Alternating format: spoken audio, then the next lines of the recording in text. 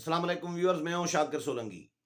Viewers, गुज़श्ता रोज़ जो कौमी सलामती की पार्लिमानी कमेटी का इजलास हुआ है, जिसका अपोजिशन जमातों ने बाइकाट किया, उसके बावजूद हुकूमत ने इजलास किया। इस इजलास के हवाले से बात करूंगा, अपोजिशन के बाइकाट के हवाले से और हुकूमत का जो गैर संजीदा रवैया पार्लिमानी कमेटी और नेशनल सिक्योरिटी के साथ स्पेशली रहा है, पहले भी और अभी भी। ये जो गुज़श्ता रोज़ इजलास हुआ, उसमें भी हुकूमत का गैर संजीदा रवैया बिल्कुल अयां था, नज़र आ रहा था। इवन इत्तेहादी भी हुकूमत पर तंज करते नज़र आए कि ये क्या तमाशा लगाया हुआ है, कि बिल्कुल ऐसे समझ में नहीं आ रहा पीटीआई को कि भाई क्या कर रही है। अपोजिशन के साथ एक लकीर खींच दी है पीटीआई ने कि भाई अपोजिशन हो न हो पार्लियामेंट में, हम अपोजिशन के बगैर भी काम चलाते रहेंगे। अपोजिशन ने बाइकाट किया है तो हुकूमत का काम क्या होता है? हुकूमत का काम होता है कि अगर अपोजिशन के पास 10 दफा भी जाना पड़े मनाने के लिए, तो हुकूमत अपोजिशन के पास चली जाती है। माजी में हर दौर में यही रिवायात रही है। मुझे याद है ताहिर अल कादरी साहब पीपल्स पार्टी के दौर में धरना लगाए बैठे थे, तो खुर्शीद शाह, कमर जमान, कायरा, ये लोग सारे गए थे उनके पास कंटेनर में, दो दो तीन तीन दफा जा रहे थे उनके साथ मुज़ाकरात करके। कोई उन पर शेलिंग नहीं की, कोई लाठी चार्ज नहीं किया, कोई तशद्दुद नहीं किया। उनके साथ मामला तय करके उनको राजी करके वापस कर दिया। तो मुज़ाकरात किए जाते हैं, अपोजिशन को मनाया जाता है। इनमें न इनमें कोई विल है, न इनकी वो समझ रहे हैं कि हमारी ज़रूरत ही नहीं है अपोजिशन, और वो इनका बस चले तो अपोजिशन का गला ही घोंट दे, अपोजिशन को आने ही न दे पार्लियामेंट के अंदर, अगर इनका बस चले। लेकिन ये इनके बस में नहीं है कि सारी अपोजिशन को कोई दरवाजे बंद कर दे, ताले लगा दे पार्लियामेंट को। लेकिन रवैये ऐसे ही हैं। स्पीकर असद कैसर इनकी हुकूमत की इस मामले में नानी बने हुए हैं। वो बहुत बड़े सहूलतकार बने हुए हैं। अपोजिशन को हर दौर में जब भी कोई मौका इस तरह का आया है, तो अपोजिशन को वो झांसा देते हैं, लालीपॉप देते हैं मुज़ाकरात का, और फिर अपोजिशन को, यानी हुकूमत को आसानी करके हुकूमत को एक सेफ पैसेज दे देते हैं हुकूमत को उस मुश्किल से निकलने का। तो अभी भी उन्होंने गैर संजीदा रवैया स्पीकर का भी नजर आया। अभी जो गुज़श्ता रोज इजलास हुआ, एक तो स्पीकर को ये इजलास स्पीकर हेड कर रहे होते हैं ना, इस पार्लिमानी कमेटी को, कौमी सलामती की जो पार्लिमानी कमेटी है, इसको स्पीकर हेड कर रहे होते हैं। तो स्पीकर का काम था, जब अपोजिशन ने बाइकाट का ऐलान किया, तो स्पीकर राबता करते अपोजिशन के साथ, एक मर्तबा नहीं 10 मर्तबा 50 मर्तबा राबता करना पड़ता, तो स्पीकर के पास वो चले जाते। शिकायत स्पीकर से भी हैं, बाइकाट करने की वजह यही थी, ये भी थी कि स्पीकर जो है वो गैर संजीदा है, हुकूमत गैर संजीदा है। क्योंकि हुकूमत को कौमी सलामती के जो अहम फैसले हैं, उनके बारे में हुकूमत के इनमें मुशीरों को कुछ पता नहीं होता। ये जो मुशीर बने हुए हैं कौमी सलामती के, इनको ये अपोजिशन करी है, इनको कुछ नहीं पता। तो जब जिसको कुछ पता ही नहीं है कि खुफिया पसे पर्दा कौमी सलामती से मुतल्लिक, अफगानिस्तान से मुतल्लिक क्या फैसले हो रहे हैं मुईद यूसुफ साहब को, तो मुईद यूसुफ साहब से अपोजिशन क्यों ब्रीफिंग लेगी? एक तो हुकूमत और हुकूमती हिमायती तो ये कह रहे थे कि जी अस्करी क़यादत नहीं आ रही थी, तो इसलिए अपोजिशन ने बाइकाट किया। अस्करी क़यादत आती तो हो सकता है ये भी रीज़न हो, लेकिन बड़ी रीज़न अपोजिशन की माकूल ये है, अस्करी क़यादत आती तो असल उनको तो असल तो उनको पता है कि कौमी सलामती के क्या मामला आते हैं, कहाँ तक कहें, क्या चल रहा है। मुईद यूसुफ को क्या पता? तो उनके ब्रीफिंग से अपोजिशन खफा थी। अपोजिशन ने कहा कि एक तो हुकूमत संजीदा होती नहीं है, दूसरा, यानी एक मुईद यूसुफ को कुछ नहीं पता, अपोजिशन का इल्ज़ाम। दूसरा, अपोजिशन ने कहा कि भाई हम तजावीज़ दे रहे होते हैं तो आप तजावीज़ पे हमारी पे कान नहीं धर रहे होते, हमारी तजावीज़ मान नहीं रहे होते, रद्दी की टोकरी के हवाले कर रहे होते हैं। स्पीकर के जरिए भी इन्होंने, अपोजिशन ने जब जब भी हुकूमत को तजावीज़ कुछ दी है, तो हुकूमत ने रिजेक्ट कर दी हैं, उनको पूछा तक नहीं है। और हुकूमत कहती है कि भाई یہ NRO مانگ رہے ہیں، اپنی تجاویز حکومت کا بھلا بھی چاہ رہی ہوتی ہے اپوزیشن، اگر بھلے میں بھی اگر تجاویز دیتی ہے اپوزیشن تو حکومت ان میں بھی شک کر رہی ہوتی ہے اور بدگمانی کر رہی ہوتی ہے، جس کی وجہ سے اپوزیشن نے کہا کہ بھیا یہ طریقہ تو ٹھیک نہیں ہے پھر۔ اور اسپیکر کے حوالے سے بھی اپوزیشن کو شدید تحفظات رہے ہیں کہ اسپیکر بھی سیریس نہیں ہوتے اور اپوزیشن کے ساتھ وہ بھی کھیل کھیل رہے ہوتے ہیں، گیم کر رہے ہوتے ہیں۔ ابھی پارلیمنٹ کے مشترکہ اجلاس میں بھی یہی ہوا، اپوزیشن کو آسرا دیا اسپیکر نے کہ مذاکرات کریں گے آپ کے ساتھ، 2 دن کے بعد اتحادی راضی ہو گئے، اپوزیشن کو پوچھا ہی نہیں۔ تو اسپیکر نے اپنی کریڈیبلٹی کھو دی ہے۔ اپوزیشن نے کئی دفعہ مشاورت بھی کی ہے، اعلانات بھی کیے ہیں کہ اسپیکر کو ہٹائیں گے، بھائی اسپیکر کے خلاف تحریک عدم اعتماد لائیں گے، لیکن پھر معاملات بنا لیتے ہیں اور اسپیکر پھر بچ جاتے ہیں۔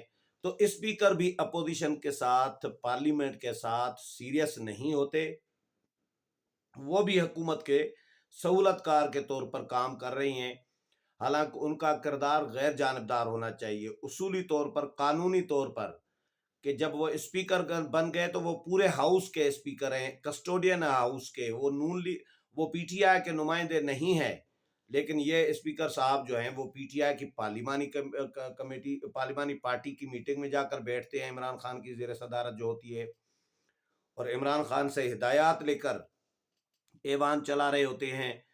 تو اپوزیشن کو حکومت نے بالکل ایک لکیر کھینچ دی ہے کہ بھائی ادھر تم ادھر ہم، اس طرح کر دیا ہے کہ بھائی آپ ہمارے ساتھ بیٹھے نہ بیٹھے، ہم نے اپنے معاملات، یہ اسپیکر کو اجلاس کینسل کرنا چاہیے تھا اصولی طور پر، کہ اپوزیشن نہیں آ رہی، بھائی پارلیمان کو آپ نے بریفنگ دینی ہے، حکومت کو دینی ہے، جا کے بنی گالہ میں دے دیں، پی ایم ہاؤس میں دے دیں، پارلیمان کو کدھر سے آ گئی؟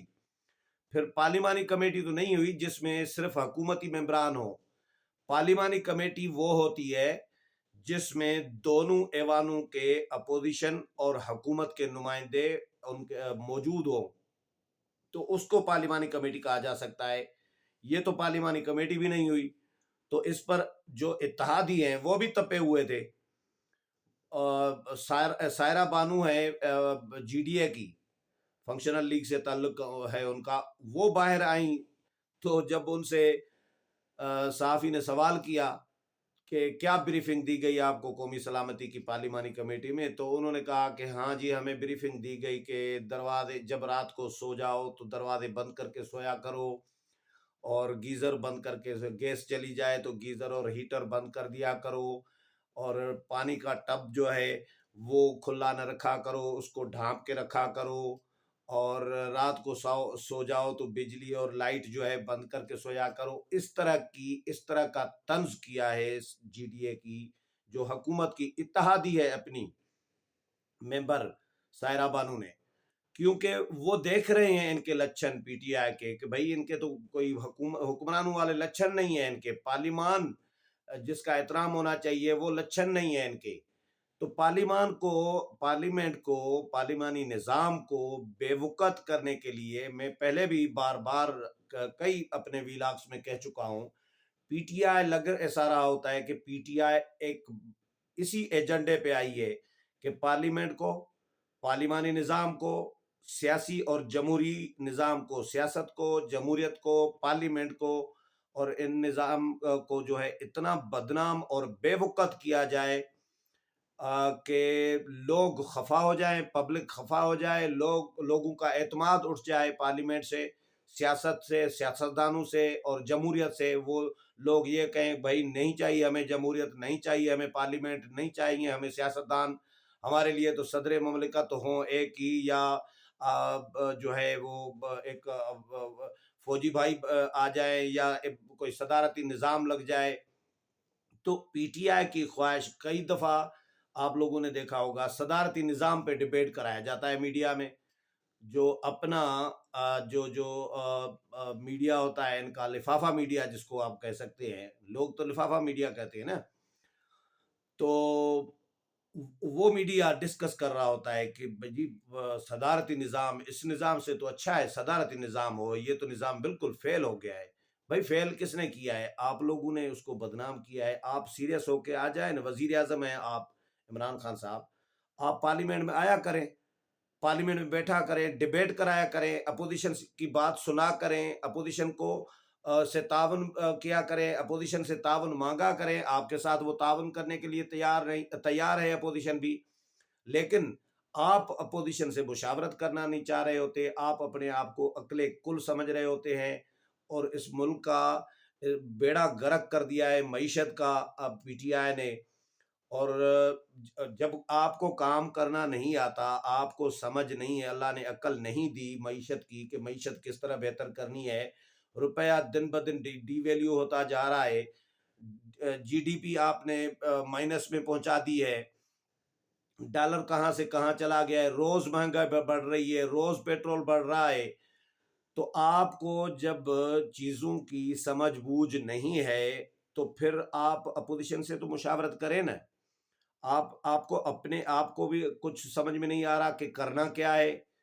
आप करप्शन अपने इदारों में, अपनी हुकूमत में, अपने वज़रा की वजारतों में करप्शन रोक नहीं पा रहे और अपोजिशन से भी कोई तजवीज़ नहीं लेनी, भाई अपोजिशन की तजावीज़ भी नहीं माननी।